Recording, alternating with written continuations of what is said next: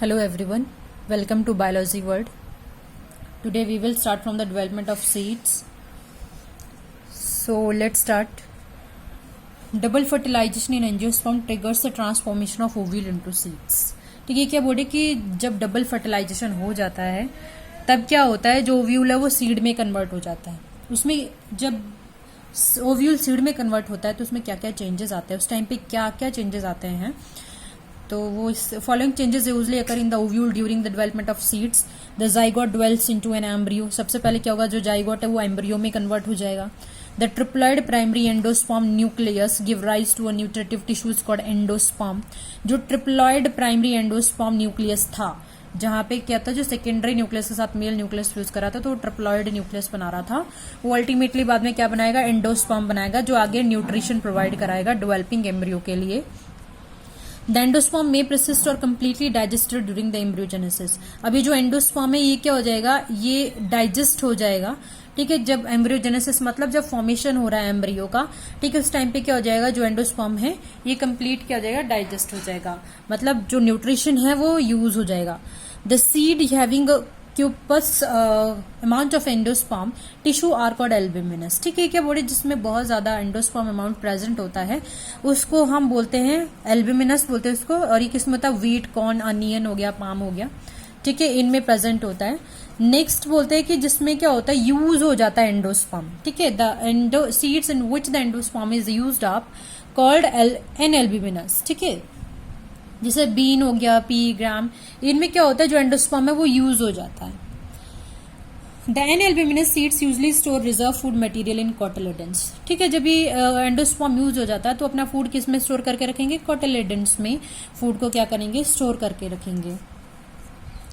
The nucleus is the nucellus is generally used during the development of embryo, but in some cases it remains outside the endosperm in the form of a thin layer called perisperm. ठीक है, क्या बोल रहे हैं कि जो न्यूसिलस है, ठीक है, ये क्या होता है, वैसे तो जब एम्ब्रियो का क्या होता है, डेवलपमेंट होता है तो कई बार ये यूज अप हो जाते हैं, लेकिन कई बार क्या रहते हैं, बाहर जो ये क्या है, न्यूसिलस एम्ब्रियो के बाहर प्रेजेंट होता है, तो कई बार ये ऐसे ही प्रसिस्ट करते हैं. ठीक है, तो उस लेयर को हम क्या बोलते हैं, पेरिस्पर्म बोलते हैं. ठीक है, the outer integuments become hard and leathery testa और outer seed coat which ensure survival of seeds. जो इंटीग्यूमेंट्स प्रेजेंट थी पहले embryo, then nucellus, then integuments present थी, तो जो वो इंटीग्यूमेंट्स थी ये क्या बनाती है, टेस्टा बनाती है, हार्ड कवरिंग बनाती है सीड के बाहर की. The inner integuments if persist forms the tegmen. अगर अंदर वाली इंटीग्यूमेंट्स ऐसे ही रहती है, फ्यूज नहीं होती है, ठीक है, या यूज अप नहीं हो जाती है, तो फिर ये क्या बनाती है, टेगमेन बनाती है.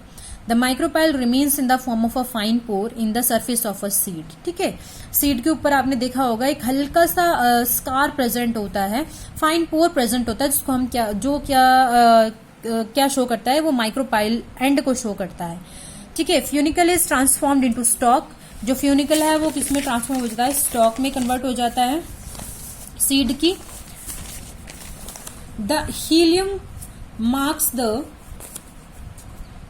Point of attachment of the stock. और जो हीलियम है वो क्या करता है, मतलब कि स्टॉक जहां से अटैच है. ये हम ऑलरेडी ओव्यूल का जब स्ट्रक्चर हमने पढ़ा था तो उसमें हम ऑलरेडी स्टडी कर चुके हैं. ये the seed of most of the plant germinate when they are. तो ये तो है कि कौन सा पार्ट किस उसमें डेवलप हो जाएगा जब सीड का जब सीड का फॉर्मेशन होगा तो कौन सा पार्ट किस में डेवलप हो जाएगा, ये वो सारी चीजें हैं. ठीक है, अब सीड जर्मिनेट कैसे होगा, the seed of the most of the plant germinate when they are provided with favourable conditions. ठीक है, ये क्या बोले कि मोस्ट ऑफ द प्लांट के जो सीड्स है वो तब जर्मिनेट करते हैं जब उनको क्या होता है, फेवरेबल कंडीशंस मिलती है. There are however many more plants whose seeds although viable do not germinate even though they get all favourable conditions. ठीक है, क्या बोल रहे कि कुछ प्लांट के सीड्स ऐसे होते हैं कि चाहे उनको फेवरेबल कंडीशंस भी मिल रही है तब भी वो क्या करते हैं, जर्मिनेट नहीं कर पाते हैं. ठीक है, germination of such seeds may be delayed for days, weeks, month और इवन ईयर्स। ठीक है, क्या बोले कि इनका जो जर्मिनेशन वो डिले हो जाता है। ठीक है, इस स्टेज को हम क्या बोलते हैं, डोरमेंसी बोलते हैं। The seed of such plant are said to be in the state of dormancy. ठीक है, जो क्या है, ग्रो नहीं कर पा रहे हैं। ठीक है, वाइबल है बट ग्रो नहीं कर पा रहे हैं, जर्मिनेट नहीं करते हैं, चाहे फेवरेबल कंडीशन भी मिल रही तब भी नहीं कर पा रहे हैं ग्रो, तो उसको हम बोलेंगे डोरमेंसी, ऐसे स्टेज को। तो डोरमेंसी क्या हुआ, डोरमेंसी में be defined as the condition of a seed when it fails to germinate even through the environment, even though the environmental conditions usually considered favorable for active growth are present। ठीक है, क्या बोल रहे हैं कि ये वो कंडीशन है डोरमेंसी जब सीड क्या है, जर्मिनेट नहीं कर पा रहा है। ठीक है, चाहे उसको प्रॉपर एनवायरमेंटल कंडीशंस भी मिल रही है, तो that is known as dormancy. ये है आपका seed, this is monocot seed, maize का डायग्राम है, ये मेज सीड का डायग्राम है। दिस इज आउटर लेयर क्या है, पेरिकार्प होगी। ठीक है, this is aleurone layer. Aleurone layer आपको पता है, अभी मैंने बताया था आपको कि किसको बोलेंगे हम, एल्यूरोन लेयर, जिसमें क्या होगा, जो एंडोस्पर्म के बाहर की जो लेयर है। ठीक है, दिस इज एंडोस्पर्म, ये एंडोस्पर्म प्रेजेंट है इसमें। दिस इज स्क्यूटलम, कॉलियोपेटाइल, जो आपके क्या होगा, ऊपर प्लूम्यूल वाला पार्ट होगा, ये एम्ब्रियो हो गया, फिर रेडिकल, रेडिकल के नीचे फिर इधर वाली रूट कैप होगी, नीचे कोलियोराइजा हो गया। ठीक है, राइजा से रूट याद रखना है, कोलियोराइजा नीचे की तरफ, रूट की तरफ प्रेजेंट होगा, कोलियोपेटाइल, दिस इज फॉर प्लूम्यूल का याद रखना। इस तरह से ये आपने क्या करना है, हर एक पार्ट इसको याद कर लेना है। एंड ये है डाइकोट सीड का डायग्राम। ठीक है, ये है प्लूम्यूल लीव्स। ठीक है, with rudimentary leaves, sorry this is plumule with rudimentary leaves. This is epicotyl, these are the cotyledons, cotyledon notch. ठीक है, these are the cotyledons. Outer layer ये जो ग्रीन कलर की दिखा रही, this is testa, this one is radicle and this one is hypocotyl. तो ये seeds के जो डायग्राम है ये आपने अच्छे से लर्न कर लेने हैं। तो ये तो हो गया seed. Now come to the fruits development. ठीक है, फ्रूट्स का डेवलपमेंट कैसे होता है। A true fruit is formed as a result of cell division, expansion and differentiation in the ovary। ठीक है, क्या बोल रहे कि जो एक ट्रू रूट होता है, ठीक, वो कैसे बनेगा, सेल डिवीजन से, फिर उसका एक्सपेंशन होगा, देन आगे डिफरेंशिएशन होगा ओवरी में। ठीक है, फिर फ्रूट का डेवलपमेंट होगा। जो ओवरी है वो क्या बनाती है, फ्रूट बनाती है। ठीक है, कैसे, the ovary is transform into fruit as a result of stimuli received from the pollination as well as from the developing seed. Stimulus मिलता है, ठीक है, पॉलिनेशन के थ्रू, प्लस जब सीड डेवलप हो रहा है उसके थ्रू, तो क्या होता है, जो ओवरी है वो किस में ट्रांसफॉर्म हो जाती है, फ्रूट में ट्रांसफॉर्म हो जाती है। After receiving the necessary stimuli, the ovule present inside the ovary are transform into seeds and the wall of the ovary is transform into pericarp, that is first wall. ठीक है, the growth of fruit is generally very fast. ठीक है, देखिए बोल रहे कि जब ovule seed में डेवलप होना शुरू हो जाएगा तो जो ओवरी है वो भी फ्रूट में क्या होगी, डेवलप होना शुरू हो जाएगी साथ साथ। और जो फ्रूट का जो क्या होता है, ट्रांसफॉर्मेशन होता है या जो ग्रोथ होती है बहुत ज्यादा फास्ट होती है। This is epicarp. ठीक है, सबसे बाहर वाली जो लेयर है वो एपिकार्प है, बीच वाली मेसोकार्प हो गई, अंदर वाली एंडोकार्प हो गई। ठीक है, ये हो गया आपका सीड। अब जो बोटेनिस्ट है उन्होंने फ्रूट्स को दो कैटेगरी में डिवाइड किया। ठीक है, एक तो आ गया कौन सा, ट्रू फ्रूट, दूसरा आ गया कौन सा, फॉल्स फ्रूट। अब ट्रू और फॉल्स का क्या मतलब है, ठीक है, आपने इनके एग्जांपल्स भी याद करने कि ट्रू फ्रूट्स कौन सा है और फॉल्स फ्रूट कौन सा है। तो ट्रू फ्रूट्स का मतलब यू कार्प। ठीक है, तो क्या बोल रहा है, the fruits derive from the ovary of a flower not associated with any non carpellary part is called a true fruit. जो सिर्फ क्या है, ओवरी से डेवलप हो रहा है। ठीक है, उसमें कोई दूसरा पार्ट नहीं प्रेजेंट है फ्लावर का। ठीक है, कोई एसोसिएटेड नहीं है ओवरी के साथ कोई दूसरा पार्ट। ठीक है, तो उसको हम बोलेंगे ट्रू फ्रूट। जैसे मैंगो हो गया, ब्रिंजल, बनाना, टोमेटो, ग्रेप्स, कुकुम्बर हो गया, पी हो गया, ये सब क्या है, ट्रू फ्रूट्स है। ठीक है, अब फॉल्स फ्रूट क्या है, स्यूडोकार्प। कार्प क्या है, लेयर है ना, ये किसकी लेयर थी, ये लेयर थी जो बाहर वाली लेयर प्रेजेंट थी, कार्प वाली, एपिकार्प, मेसोकार्प एंड एंडोकार्प। तो उसी तरह इसको क्या बोल दिया, जो ट्रू फ्रूट उसको यूकार्प बोल दिया, और जो फॉल्स फ्रूट इसको स्यूडो, स्यूडो मतलब झूठा, कि सिर्फ क्या है, ओवरी प्रेजेंट नहीं है। देखो इसमें the fruit derive from the ovary along with the other accessory floral parts. ठीक है, मतलब ओवरी भी है बट बाकी के फ्लोरल पार्ट भी उसके साथ फ्यूज हो गए हैं, तब वो एक फ्रूट बना रही है, तो उसको हम बोलेंगे फॉल्स फ्रूट। ठीक है, जैसे एग्जाम्पल हो गया एप्पल हो गया, फिग हो गया। ठीक है, तो ये बड़े जो इनका मेन एडेबल पार्ट है वो क्या है, रिसेप्टिकल्स होते हैं। ठीक है, रिसेप्टिकल कौन सा, जो नीचे थैलेमस था, ठीक है, उसको हमने रिसेप्टिकल बोला है, वो फ्लैशी होता है, तो उस पार्ट को क्या वो एडेबल होता है। ठीक है, तो वो भी क्या है, एसोसिएटेड है ओवरी के साथ, तो ये क्या हो गया, फॉल्स फ्रूट हो गया।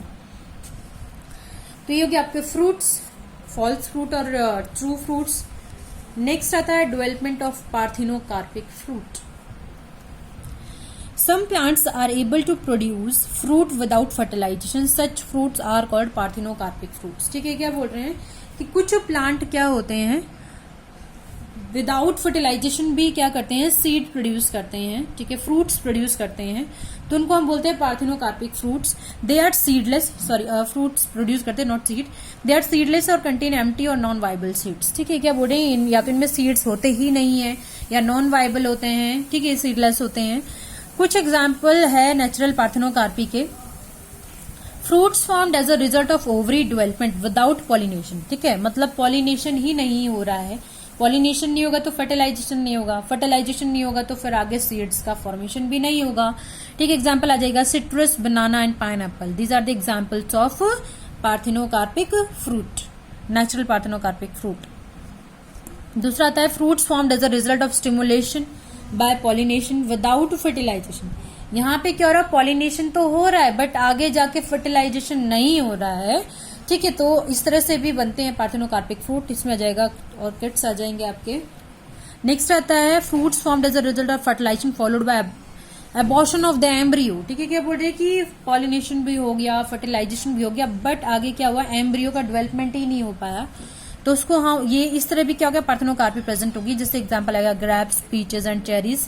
ठीक है, इसमें these are all example of the parthenocarpic fruits.